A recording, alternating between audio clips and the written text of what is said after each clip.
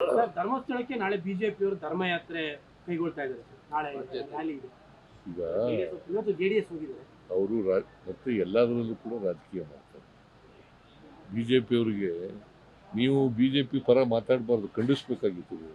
ಅಲ್ಲ, ಬಿಜೆಪಿ ಪರ ಮಾತಾಡ್ತಾ ಇದ್ದಾರೆ. ಹೌದು, ಮತ್ತೆ ಅವರು ಮಾಡೋದ್ನೆಲ್ಲ ಹೇಳಿದ್ರೆ ಹೆಂಗೆ? ಎಲ್ಲ ಹೋದ್ರೆ ಹೋಗ್ಲಿ ಧರ್ಮಸ್ಥಳದ ಹೆಗ್ಡೆಯವರೇ ಸ್ವಾಗತ ಮಾಡಿದ್ದಾರೆ. ಸತ್ಯ ಹೊರಬರ್ಬೇಕಲ್ಲ, ನಾವು ಸತ್ಯ ಹೊರಬರಬೇಕು ಅನ್ನೋ ಕಾರಣಕ್ಕೋಸ್ಕರವಾಗಿ SIT ಮಾಡಿರ್ತಾರೆ. ಸತ್ಯ ಗೊತ್ತಾಗಬೇಕಲ್ಲ.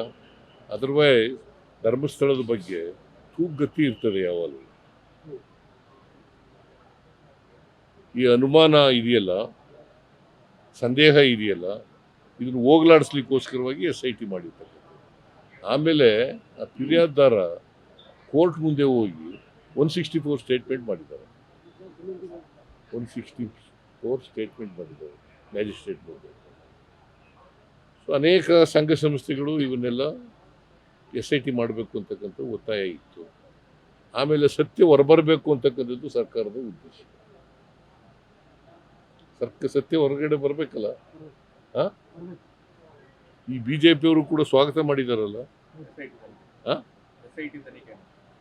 SIT ತನಿಖೆನ ಸ್ವಾಗತ ಮಾಡೋರು ಯಾರು? ಬಿಜೆಪಿಯವರು. ಈಗ ಮಾತ್ರ ಯಾವ ಅವ್ರಿಗೆ ಧರ್ಮನೂ ಗೊತ್ತಿಲ್ಲ, ಜಾತಿನೂ ಗೊತ್ತಿಲ್ಲ, ಇದನ್ನೂ ಗೊತ್ತಿಲ್ಲ. ಸುಮ್ಮನೆ ರಾಜಕೀಯ ಮಾಡಬೇಕು, ಮಾಡ್ತಾರೆ. ಓಟ್ಗೋಸ್ಕರ ರಾಜಕೀಯ ಮಾಡ್ತಾರೆ. SITಗಿಂತ ಬೇರೆ ತನಿಖೆ ಆಗಬೇಕು ಅನ್ನೋ ಪ್ರೆಷರ್ ಕೂಡ ಬಿಜೆಪಿ ಮಾಡ್ತಾರೆ. ಉನ್ನತ ಮಟ್ಟದ ತನಿಖೆ ಆಗಬೇಕು, NIA ವಹಿಸಬೇಕು, ಆ ಥರನೂ ಕೇಳ್ತಾ ಇದೆ ಬಿಜೆಪಿ. ಅವರು ಯಾವಾಗ CBIಗೆ ಯಾವತ್ತರ ಕೊಟ್ಟಿದ್ದಾರೆ? ಅವರು CBI ಅವ್ರದೇ ಸರ್ಕಾರ ಇದೆಯಲ್ಲ, ಅವ್ರ ಪಕ್ಷದ ಸರ್ಕಾರ ಇದೆ. ಕೇಂದ್ರದಲ್ಲಿ ಅವರು ಅಧಿಕಾರದಲ್ಲಿರುವಾಗ 2008ರಿಂದ ಅಧಿಕಾರದಲ್ಲಿದ್ದಾರೆ. ಯಾವತ್ತಾದರೂ ಒಂದು ದಿನ CBI ಕೊಟ್ಟಿರ್ತಕ್ಕಂಥದ್ದು ಒಂದು ಉದಾಹರಣೆ ತೋರಿಸುತ್ತೆ.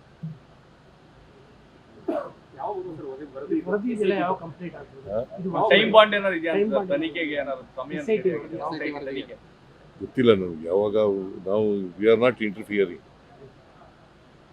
SITಗೆ ಪೂರ್ಣ ಸ್ವಾತಂತ್ರ್ಯ ಕೊಟ್ಟಿದ್ದೀವಿ. ಅವ್ರು ತನಿಖೆ ಮಾಡಿ ಯಾವಾಗ ವರದಿ ಕೊಡ್ತಾರೆ ಅವಾಗ ಬೇರೆ ತನಿಖೆ ಅಗತ್ಯ ಇಲ್ಲ ಅಂತ ನಾನು ಅನ್ಕೊಂಡಿದ್ದೀನಿ. ಸರ್, ಈಗ ಈ ರೀತಿ ಯಾತ್ರೆ ಮಾಡ್ತಾರೆ, ಅನಗತ್ಯ ಗೊಂದಲ ಆಗುತ್ತೆ ಅಂತ ಅಲ್ವಾ ಸರ್? SIT ತನಿಖೆ ಆಗ್ತಾ ಇದೆ, ಪ್ರತಿದಿನ ಒಬ್ಬೊಬ್ರು ಯಾತ್ರೆ ಮಾಡ್ತಾ ಇದ್ದಾರೆ ಧರ್ಮಸ್ಥಳಕ್ಕೆ. ಒಂದ್ ಕಡೆ JDS, ಒಂದ್ ಕಡೆ ಧರ್ಮಸ್ಥಳದ ಪರವಾಗಿ ಮಾಡ್ತಾ ಇರೋದು ಯಾತ್ರೆ. ಅಲ್ಲ, ಅದೇನೆ ಧರ್ಮಸ್ಥಳದ ಪರವಾಗಿ ಮಾತಾಡ್ತಾ ಇರೋದು. ಈಗ ಧರ್ಮಸ್ಥಳದ ಮೇಲೆ ದೂರಿದೆ. ದೂರಿಗೆ ಉತ್ತರ ಸಿಗ್ಬೇಕಲ್ಲ, ಮತ್ತೆ ಸತ್ಯ ಗೊತ್ತಾಗಬೇಕಲ್ಲ ಜನಗಳಿಗೆ. ಈಗ ಯಾರೋ ನೀನು ಕಂಪ್ಲೇಂಟ್ ಮಾಡ್ತೀಯ, ಕಂಪ್ಲೇಂಟ್ ಮಾಡಿದ ಮೇಲೆ ಧರ್ಮಸ್ಥಳದ ಮೇಲೆ ನೀನು ಆರೋಪ ಮಾಡಿದ್ರೆ ಆರೋಪಕ್ಕೆ ಉತ್ತರ ಸಿಗ್ಬೇಕಲ್ಲ.